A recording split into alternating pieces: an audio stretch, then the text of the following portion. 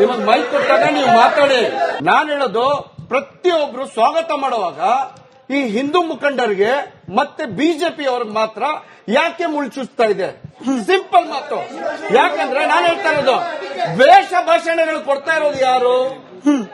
ಹಿಂದೂ ಮುಖಂಡರು ಅಂತ ಓಡಾಡ್ತಾ ಇರೋರು. ನಾನು ಹೇಳ್ತೀನಿ, ಹಿಂದೂ ಅಂದ್ರೆ ಅರ್ಥನೇ ಗೊತ್ತಿಲ್ಲ ಅಂತವ್ರು ಹಿಂದೂ ಮುಖಂಡರು. ಇವತ್ತು ನಿಮಗೆ ಗೊತ್ತಾ, ಹಿಂದೂ ಮುಖಂಡರ ಹೆಸರಲ್ಲಿ ದಬ್ಬಾಳಿಕೆಗಳನ್ನ ಮಾಡ್ತಾ ಇದ್ದಾರೆ. ಹಿಂದೂ ಮುಖಂಡರ ಹೆಸರಲ್ಲಿ ಹಣ ಮಾಡ್ತಾ ಇದ್ದಾರೆ. ಏನಂತ? ಒಂದ್ ನಿಮಿಷ ದಯವಿಟ್ಟು ಸುಮ್ಮನಿರಿ. ನೀವು ಮಾತಾಡುವಾಗ ನಾನು ಮಾತಾಡೋಣ. ಕಾನೂನ್ನ ಕೈಯಲ್ಲಿ ತಗೊಂಡವ್ರಿಗೆಲ್ಲರಿಗೂ ನೀವು ವಿಧಾನಸಭೆಯಲ್ಲಿ ನಿಂತ್ಕೊಂಡು ಮಾತಾಡ್ತೀರಾ. ನಾನು ಸಿಂಪಲ್ ಆಗಿ ಹೇಳ್ತಾ ಇರೋದು, ನೀವು ನಿಜವಾದ ನಾಗರಿಕರಿದ್ರೆ ಏನ್ ಮಾಡಬೇಕು? ಕಾನೂನು ಪರವಾಗಿ ಹೋಗಿ ಪೊಲೀಸ್ ಇಲಾಖೆ ಇದೆ, ಅದಕ್ಕೆ ಅಂತ ಸಂಬಂಧಪಟ್ಟಂಗೆ ಬೇರೆ ಅಧಿಕಾರಿಗಳಿದೆ, ಅವ್ರಿಗೆ ಇಂಟಿಮೇಷನ್ ಕೊಡಿ, ಕೆಲಸ ಮಾಡಿ, ನೀಟಾಗಿ ನಿಂತ್ಕೊಂಡು ಕೆಲಸ ಮಾಡಿ. ಯಾರು ಬೇಡ ಅಂತಾರೆ? ನೀವು ಹೋಗ್ತಾ ಇರೋದು ಏನಕ್ಕೆ?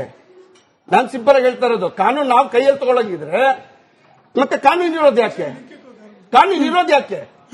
ನಾವ್ ಯಾಕೆ ತಗೊಳ್ಬೇಕು ಕೈಯಲ್ಲಿ ಅಂತ ಕೇಳ್ತಾ ಇರೋದು. ಇದೆಲ್ಲರಿಗೂ ಅನ್ವಯ ಆಗುತ್ತೆ. ಎಲ್ಲರಿಗೂ, ಪೊಲೀಸ್ ಸ್ಟೇಷನ್ಗೆ ಬೆಂಕಿ ಹಾಕೋರ್ಗೆ, ಪ್ರತಿಯೊಬ್ಬರಿಗೂ. ಸರ್, ಭವ್ಯ ಅವರೇ, ಅನುಮಾನ ಯಾಕೆ ಬರುತ್ತೆ ಅಂದ್ರೆ, ವಿಕಾಸ್ ಪುತ್ತೂರ್ ತರದವರು ಭಾಷಣ ಪ್ರಾರಂಭ ಮಾಡ್ಲಿಕ್ಕೆ ಮುಂಚೆ ಒಂದು ನೋಟಿಸ್, ಇದೇ ರೀತಿ ಕಣ್ತಪ್ಪಿನಿಂದ ನೋಟಿಸು ಬೇರೆ ಸಮುದಾಯದವ್ರಿಗೆ ಹೋಗಲ್ಲ, ಬೇರೆ ಮುಖಂಡರಿಗೆ ಹೋಗಲ್ಲ. ಇದಿಷ್ಟೇ ಅನುಮಾನಕ್ಕೆ ಕಾರಣನಾ? ನಿಜವಾಗ್ಲೂ ಹಿಂದೂ ಮುಖಂಡರಿಗೆ ಈ ಕಾನೂನಿನ ಬಗ್ಗೆ ಭಯ ಇದೆ? ಭಯ ಅಂತ ಅಲ್ಲ, ವಾಸ್ತವ ಆ ತರ ಇದೆ. ನಾನು ಮೊದಲನೇದಾಗಿ ಸಮಸ್ತ ನಾಗರಿಕರ ಪರವಾಗಿ ರಾಜ್ಯಪಾಲರಿಗೆ ಅಭಿನಂದನೆ ಹೇಳ್ತೇನೆ. ಯಾಕಂದ್ರೆ ಇನ್ನು ಬಿಲ್ ಪಾಸ್ ಮಾಡಲಿಲ್ಲ. ಬಿಲ್ ಪಾಸ್ ಮಾಡುವ ಮೊದಲೇ ನಾವೇ ನಮ್ಮ ಹಿಂದೂ ಜನಜಾಗೃತಿ ಸಮಿತಿಯಿಂದಾನೆ ಮೈಸೂರಲ್ಲಿ ನಾವೊಂದು ಕನ್ನಿಕಾ ಪರಮೇಶ್ವರಿ ದೇವಸ್ಥಾನದಲ್ಲಿ ಸಭೆ ಮಾಡ್ಲಿಕ್ಕಿದ್ವಿ, ಧರ್ಮ ಸಭೆ ಅಂತ ಮಾಡ್ಲಿಕ್ಕಿದ್ವಿ. ಅದಕ್ಕೂ ಮೊದಲು ನಮ್ಗೆ ನೋಟಿಸ್ ಬಂದಿದೆ ಅಲ್ಲಿಂದ, ನೀವು ಸಭೆ ಮಾಡೋದಾದ್ರೆ 10 ಈ ಇಂತಿಂತ ಕಾಲಮು ಅಥವಾ ಇಂತಿಂತವರನ್ನ ಕರೆಸಬಾರ್ದು, ಈ ಎಲ್ಲ ವಿಷಯವನ್ನ ನೀವು ಅಲ್ಲಿ ಮಾತಾಡಬಾರ್ದು ಅಂತ. ಇನ್ನು ಕಾನೂನೇ ಬರ್ಲಿಲ್ಲ. ಕಾನೂನು ಬರೋಕ್ಕೂ ಮುಂಚೆನೆ ನಮ್ಮ ಮೇಲೆ ಬರೀ ಅದು ಹಿಂದೂಗಳಿಗೆ ಮಾತ್ರ, ಹಿಂದೂ ಸಂಘಟನೆಗಳಿಗೆ ಮಾತ್ರ ಅಪ್ಲಿಕೇಬಲ್ ಆಗ್ತಾ ಇದೆ. ಹಾಗಾಗಿ ಈ ಕಾನೂನು ಆಲ್ರೆಡಿ, ಈಗ ಹೇಳಿದ್ರು ಮೋಹನ್ ಅವರು, ಆಲ್ರೆಡಿ ರಾಷ್ಟ್ರೀಯ ಸ್ತರದಲ್ಲಿ ಒಂದು ಕಾನೂನಿದೆ. ಅದಲ್ಲದೆ ಇದೊಂದು ಯಾಕೆ ಬೇಕು? ಈ ಕಾನೂನು ತಂದು ಹಿಂದೂಗಳ ಅಥವಾ ಏನು ಅವರ ಸರ್ಕಾರ ಇರಬಹುದು, ಇಲ್ಲಿ ಅನ್ಯಾಯ ಆಗ್ತಾ ಇದೆ ಅಲ್ಲ, ಆ ಅನ್ಯಾಯದ ವಿರುದ್ಧ ಮಾತಾಡುವವರು ವಾಯ್ಸ್ ರೈಸ್ ಮಾಡಂಗೆ ಇಲ್ಲ. ಎಷ್ಟು ಅನ್ಯಾಯ ಆಗ್ತಾ ಇದೆ ಅದ್ರ ವಿರುದ್ಧ ನಾವು ಮಾತಾಡಂಗೆ ಇಲ್ಲ. ಈಗ ವಾಸ್ತವ ಸ್ಥಿತಿ ಪುನೀತ್ಕೆರೆ ಹೇಳಿದ್ ನಾನೇ ತಗೊಂಡಿದ್ದೆ. ಪುನೀತ್ಕೆರೆ ಹೇಳಿ ಅಕ್ರಮ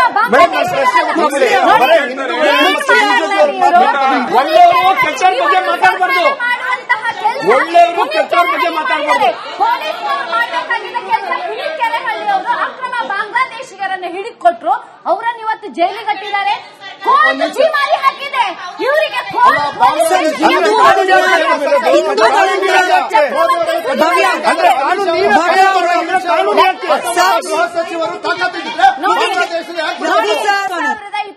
ಕ್ಕೆ ಜಸ್ಟ್ ಅವರು ಟ್ವೀಟ್ ಮಾಡಿದ್ರು. ಈ ಟ್ವೀಟ್ ಈ ಫೇಸ್ಬುಕ್ ಇಂದ ಬರೀ ಹಿಂದೂಗಳಿಗೆ ಮಾತ್ರ, ಹಿಂದೂ ಸಂಘಟನೆ ಲೀಡರ್ಗೆ ಮಾತ್ರ ಏನು ಅಪ್ಲಿಕೇಬಲ್ ಆಗತ್ತೆ ಅನ್ಲಿಕ್ಕೆ ಒಂದು ಟ್ವೀಟ್ ಮಾಡಿದ್ರು. ಅವ್ರು ಜಸ್ಟ್ ಇದೇ ಮಾಡಿದ್ರು. ಏನಂತ ಹೇಳಿದ್ರೆ, ಪರೀಕ್ಷೆ ಬೇರೆ ಎಲ್ಲಾ ದಿವಸ ಬೆಳಿಗ್ಗೆ ಇರತ್ತೆ, ಇವು ಶುಕ್ರವಾರ ಮಾತ್ರ ಯಾಕೆ ಸಂಜೆ ಅಂತ ಜಸ್ಟ್ ಪ್ರಶ್ನೆ ಮಾಡಿದ್ದಕ್ಕೆ ಅವ್ರ ಮೇಲೆ ಕೇಸ್ ಹಾಕಿದ್ದಾರೆ. ಯಾವ ತರ ಇದು? ಹಾಗಾಗಿ ಈ ಕಾನೂನು ಇದೆ ಅಲ್ಲ, ಬರೀ ಹಿಂದೂಗಳ ತೇಜೋವಧೆ ಮಾಡ್ಲಿಕ್ಕೋಸ್ಕರ ಹಿಂದೂಗಳು ಯಾವುದೇ ರೀತಿಯ ಕಾರ್ಯಕ್ರಮ ಮಾಡಬಾರ್ದು ಅಷ್ಟೇನಲ್ಲ. ಈಗ ನಾವು ನೋಡಿದ್ದೇವೆ ಸೆಕ್ಯುಲರಿಸಮ್ ರಘುದೊಡ್ಡೇರಿ ಅವರೇ, ಕಲಾಪ ನಡೆಯೋ ಸಂದರ್ಭದಲ್ಲಿ ಬಿಜೆಪಿಯ ಮುಖಂಡರಿಗೆ ಕೊಟ್ಟ ನೋಟಿಸ್ ವಿಚಾರವನ್ನ ಎಂಎಲ್ಸಿ ರವಿಕುಮಾರ್ ಅವರು ಪ್ರಸ್ತಾಪ ಮಾಡಿದಾಗ ಸರ್ಕಾರದ ಕಡೆಯಿಂದ ಬರೋ ಉತ್ತರ, ಕಣ್ತಪ್ಪಿನಿಂದ ಜಾರಿಯಾಗದ ಕಾನೂನನ್ನ ನೋಟಿಸ್ ಆಗಿ ಪರಿವರ್ತನೆ ಮಾಡಿಬಿಟ್ಟಿದ್ದಾರೆ. ಇದು ಕಣ್ತಪ್ಪಿನಿಂದ. ಈ ಕಣ್ತಪ್ಪು ಕೇವಲ ಬಿಜೆಪಿ ಆಗಿ ಹಿಂದೂ ಮುಖಂಡರ ವಿಚಾರಕ್ಕೆ ಮಾತ್ರ ಯಾಕಾಗುತ್ತೆ ಅಂತ. ಅಲ್ಲ ಸ್ಮಿತಾ, ನಾನು ನಿಮಗೆ ಪ್ರಶ್ನೆ ಕೇಳ್ತೀನಿ, ಮತ್ತೆ ಬಿಜೆಪಿ ನಾಯಕರಿಗೆ ಇಲ್ಲಿರ್ತಕ್ಕಂಥ ಎಲ್ಲರಿಗೂ ಪ್ರಶ್ನೆ ಕೇಳ್ತೀನಿ. ಯಾರಾದ್ರೂ ನಾನು ಹಿಂದೂಗಳದ್ದು ಏನಾದ್ರು ಈ ತರ ಕಂಪ್ಲೇಂಟ್ಸ್ ಇದ್ರೆ ತೋರಿಸಿ, ಯಾವ್ದಿದ್ದಾವೆ ಈ ರೀತಿಯಾದ ದ್ವೇಷ ಭಾಷಣಗಳು ನಡೆದಿರ್ತಕ್ಕಂಥದ್ದು? ಒಂದು ಸ್ಟ್ಯಾಟಿಸ್ಟಿಕ್ಸ್ ಅನ್ನ ಕೊಡ್ತೇನೆ. ಒಂದ್ ನಿಮಿಷ ಪ್ಲೀಸ್, ಒಂದು ಸ್ಟ್ಯಾಟಿಸ್ಟಿಕ್ಸ್ ಅನ್ನ ಕೇಳ್ತೇನೆ. ಒಂದ್ ನಿಮಿಷ ಪ್ಲೀಸ್. ಮೊಹಮ್ಮದ್ ಅಯಾಸ್ ಅನ್ನೋರು ಒಂದ್ ನಿಮಿಷ ಕೇಳಿಸ್ಕೊಳ್ಳಿ. ನೋಡಿ, ನಾವು ಕಾನೂನನ್ನ ತಂದಿರ್ತಕ್ಕಂಥದ್ದು 7 ಕೋಟಿ ಕನ್ನಡಿಗರಿಗೆ ಅಪ್ಲೈ ಆಗ್ತದೆ ಹೊರತು ಯಾರೋ ಒಂದು ಇಂಡಿವಿಜುವಲ್ ವ್ಯಕ್ತಿಗೆ ಅಪ್ಲೈ ಆಗೋದಿಲ್ಲ. ಯಾರು ಕಾನೂನನ್ನ ಕೈ ಎತ್ಕೊಳ್ತಾರೆ, ಶಾಂತಿ ಭಂಗವನ್ನ ಮಾಡ್ತಾರೆ, ಅವರನ್ನ ನಿರ್ದಾಕ್ಷಿಣ್ಯ ಕ್ರಮ ತೆಗೆದುಕೊಳ್ತೇವೆ. ಪ್ಲೀಸ್ ವೈಟ್, ಆಮೇಲೆ ಮಾತಾಡಿ, ನೀವು ನಿಮ್ ಸಮಯದಲ್ಲಿ ಮಾತಾಡಿಲ್ಲ. ಓಕೆ, ನಾವು ಯಾಕೆ ಒಂದು ಎಕ್ಸಾಂಪಲ್ ಕೊಡ್ತೇನೆ. ಮೊಹಮ್ಮದ್ ಅಯಾಜ್ ಅನ್ನೋರ್ನ, ಅಕ್ಬರ್ ಸೈಯದ್ ಅಲಿ ಅನ್ನೋರ್ನ, ಅಲ್ತಾಫ್ ಅನ್ನೋರ್ನ ಮಂಗಳೂರಿನಲ್ಲಿ, ಅಂದ್ರೆ ನಾವು ನೇರಕ್ಕೆ ಎಕ್ಸಾಂಪಲ್ ಕೊಡ್ತಿದ್ದೀನಿ ಅಂತಂದ್ರೆ, ನಾವು ಯಾವುದೇ ಧರ್ಮ, ಭಾಷೆ, ಜಾತಿ, ಜಿಲ್ಲಾ, ಪ್ರದೇಶವಾರು ನೋಡಿ ನಾವು ಆಕ್ಷನ್ ಅಥವಾ ಕಾನೂನು ಮಾಡೋದಿಲ್ಲ. ಯಾರು ತಪ್ಪು ಮಾಡ್ತಾರೆ ಅವರ ನಿರ್ದಾಕ್ಷಿಣ್ಯವಾದ ಕ್ರಮ ತೆಗೆದುಕೊಳ್ತೇವೆ. ಅದಕ್ಕೆ ಎಕ್ಸಾಂಪಲ್ ಈ 3 ಇದನ್ನೇ. ನೀವು ಆವಾಗ್ಲೂ ಮಾತಾಡ್ತಾರೆ, ಹೇಳ್ತಾ ಇರ್ತಾರೆ ಬಿಜೆಪಿ ಅವರು ಕೇವಲ ಒಂದು ಧರ್ಮದ ಒಂದು ಇದನ್ನು ಓಲೈಕೆ ಮಾಡ್ತಾರೆ ಅಂತೇಳಿ. ಆ ರೀತಿ ಅಲ್ಲ, ಕಾನೂನು ತಂದಿರ್ತಕ್ಕಂಥದ್ದನ್ನೇ 7 ಕೋಟಿ ಕನ್ನಡಿಗರ ಆಗಾಗ ಯಾರು ಕನ್ನಡಿಗರ ಕರ್ನಾಟಕವನ್ನು ಶಾಂತಿ ಬೀಡನ್ನು ಹಾಳು ಮಾಡ್ತಾರೆ ಅವರನ್ನ ನಿರ್ದಾಕ್ಷಿಣ್ಯ ಕ್ರಮ ತೆಗೆದುಕೊಳ್ತೇವೆ. ಇನ್ನೊಂದು ಲಾಸ್ಟ್ ಪಾಯಿಂಟ್. ನಾನು ನಿಮ್ಗೆ ಯಾಕೆ ಬಿಜೆಪಿ ಅವ್ರಿಗೆ ಜಾಸ್ತಿ ಪ್ರಶ್ನೆಗಳು ಮತ್ತು ಬಿಜೆಪಿ ಅವ್ರು ಯಾಕೆ ಇದು ಹುಡ್ಕೊಳ್ತಾರೆ ಅಂದ್ರೆ, ಬಿಜೆಪಿಯ ಮನಸ್ಥಿತಿ ಇರ್ತಕ್ಕಂಥ ಸರಿಸುಮಾರು 200 ಕೇಸ್ಗಳಾಗಿದೆ. ಆ 200 ಕೇಸು ಮೆಜಾರಿಟಿ ದ್ವೇಷ ಭಾಷೆ ಬರೀ ಬಿಜೆಪಿ ನಾಯಕರುಗಳದೇ ಆಗಿದೆ. ಯಾಕೆ ಹಾಕ್ತವ್ರು ಯಾರು? ಅವ್ರು ಪೊಲೀಸ್ನವರು, ನಾನಲ್ಲ. ಪೊಲೀಸ್ನವರು ಕಾನೂನು ಬಂದ ಮೇಲೆ ಕಾನೂನನ್ನು ಕಾಪಾಡ್ತಕ್ಕಂಥ ಜವಾಬ್ದಾರಿ ಪೊಲೀಸ್ನವ್ರದಿದೆ. ಪೊಲೀಸ್ನವರು ಯಾರು ನನ್ನ ಮಾತು ಕೇಳಾಕೋದಿಲ್ಲ.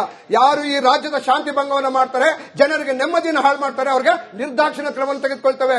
ಅದೇ ಕಾರಣದಲ್ಲಿ ಯಾಕೆ 200 ಅಂತಂದ್ರೆ, ಅವರ ಮೂಲ ಉದ್ದೇಶ ಯಾವಾಗ ಬಿಜೆಪಿ ವಿರೋಧ ಪಕ್ಷದಲ್ಲಿ ಇರ್ತದೆ, ಅವರು ಇಲ್ಲಿವರೆಗೂ ಕರ್ನಾಟಕದಲ್ಲಿ ಒಂದ್ಸರಿನ ಗೆದ್ದಿಲ್ಲ ಮೆಜಾರಿಟಿನಲ್ಲಿ. ಅವರು ಮತ್ತೆ ಪದೇ ಅದೇ ರೀತಿಯಾದಂತಹ ಒಂದು ಪ್ರಾಪಗಂಡವನ್ನ ಮಾಡಿ, ಹೇಗಾದ್ರೂ ಮಾಡಿ ಡಿವಿಸಿವ್ ಪಾಲಿಟಿಕ್ಸ್ ಮಾಡಿ ಬರಬೇಕು ಅಂತ ಒಂದು ಪ್ರಯತ್ನ ಮಾಡ್ತಾ ಇದ್ದಾರೆ. ಅದು ಕರ್ನಾಟಕ ಜನತೆ ಪ್ರಬುದ್ಧರಿದ್ದಾರೆ, ಅವರನ್ನು ಮತ್ತೊಮ್ಮೆ ಇಡೀ ರಾಜ್ಯದ ಕರ್ನಾಟಕದಲ್ಲಿ ಮತ್ತೊಮ್ಮೆ ಗೆಲ್ಲಬೇಕು. ಮೋಹನ್ ವಿಶ್ವ ಅವರೇ, ಮತಗಳ ಕ್ರೋಢೀಕರಣ ಒಂದೇ ನಿಮ್ಮ ಉದ್ದೇಶ. ಹಿಂದೂ ವೋಟ್ ಕನ್ಸಾಲಿಡೇಷನ್ಗೋಸ್ಕರನೇ ಈ ವಿಚಾರಕ್ಕೂ ಕೂಡ, ಅಂದ್ರೆ ದ್ವೇಷ ಭಾಷಣ ವಿಚಾರಕ್ಕೂ ಕೂಡ ಅಬ್ಜೆಕ್ಷನ್ ಆರೋಪ ಅಲ್ಲ. ಏನ್ ಹೇಳ್ತಾರೆ ಅಂತ ಹೇಳಿದ್ರೆ, ಈಗ ನನಗೆ ಅರ್ಥ ಆಗ್ತಾ ಇಲ್ಲ. ಇನ್ನು ಅದು ಕಾನೂನು ಆಗೇ ಇಲ್ಲ. 20 ಸಲ ಹೇಳ್ಬಿಟ್ರು ಕಾನೂನಲ್ಲಿ ಅರೆಸ್ಟ್ ಮಾಡ್ತೀವಿ ಅಂತ ಹೇಳ್ಬಿಟ್ಟು. ಸೊ ಇದು ಅವರ ಪ್ರೌಢಿಮೆ ತೋರಿಸುತ್ತೆ. ನೀವೇ ಹೇಳ್ದಂಗೆ ಗೃಹ ಸಚಿವರೇ ಹೇಳಿದ್ದಾರೆ. ತಿರ್ಗಾ ಪುನೀತ್ ಕೆರಳಿ ವಿಚಾರದಲ್ಲಿ ನಾನು ಪ್ರಸ್ತಾಪ ಮಾಡ್ಬೇಕಂದ್ರೆ ನನ್ನನ್ನ ನಿಮ್ಮನ್ನೆಲ್ಲಿ ಕೂತಿರನ್ನ ಬಿಟ್ಬಿಡಿ ರೇ. ಜಡ್ಜ್ ಏನ್ ಹೇಳಿದ್ರು ಬೇಲ್ ಕೊಡ್ಬೇಕಾರೆ ನಿಮಗೆ 3 ಕಾಸಿನ ಯೋಗ್ಯತೆ ಇಲ್ಲ. ನಿಮ್ ಸರ್ಕಾರಕ್ಕೆ ಬಾಂಗ್ಲಾದೇಶಗಳನ್ನ ಓಡಿಸೋದಕ್ಕೆ ನಾಚಿಕೆ ಮಾನ ಮರ್ಯಾದೆ ಇಲ್ಲ ನಿಮ್ಗೆ. ಅವನ ಕೆಲಸ ಮಾಡ್ತಾ ಇದ್ದಾನೆ, ಅವನ ಹತ್ರ ಹೋಗಿ ಅಂತ ಹೇಳಿದ್ರು.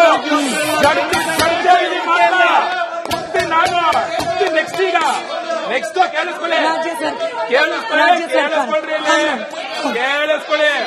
ಏನ್ ಹೇಳಿದ್ರು, ಎಲ್ಲಾರ್ಗೂ ಅಪ್ಲೈ ಆಗುತ್ತೆ ಈ ಕಾನೂನು, ಎಲ್ಲಾರ್ಗೂ ಅಪ್ಲೈ ಆಗುತ್ತೆ ಈ ಕಾನೂನು, ಎಲ್ಲಾರ್ಗೂ ಅಪ್ಲೈ ಆಗ್ಬಿಡುತ್ತೆ, ಎಲ್ಲಾರ್ಗೂ ಆಗ್ಬಿಡುತ್ತೆ, ಯಾರನ್ನು ಬಿಡಲ್ಲ ಅಂತಂದ್ರು.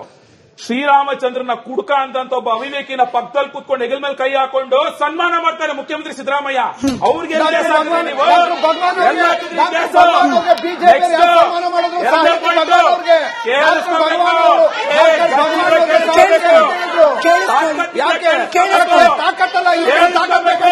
ಚಾಮುಂಡಿ ಬೆಟ್ಟಲ್ಲಿ ವರ್ಷ ಚಾಮುಂಡೇಶ್ವರಿ ಪೂಜೆ ಮಾಡಿದ್ರೆ ಮಹಿಷ ದಸರಾ ಅಂತ ಮಾಡ್ತಾರೆ, ಅವ್ರ ಪರವಾಗಿ ನಿಂತ್ಕೊಳ್ತಾರೆ.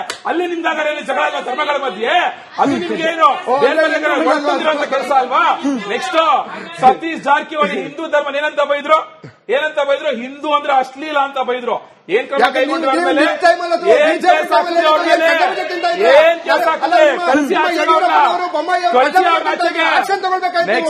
ಏನೋ ಸ್ಮಿತಾ ಇದು ವ್ಯಾಲಿಡ್ ಪಾಯಿಂಟ್ ಕೇಳಲೇಬೇಕು. ಎಲ್ಲಾ ಧರ್ಮದವ್ರ ಮೇಲೂ ಕೇಸ್ ಹಾಕ್ತಾರಂತೆ, ಮಾಡ್ತಾರಂತೆ. ಇದೇ ತನ್ನೀರ್ ಸೇಠ್ ಅವ್ರ ಮೇಲೆ ಅಟ್ಯಾಕ್ ಆಗುತ್ತೆ SDPI PFI ಕಡೆಯಿಂದ.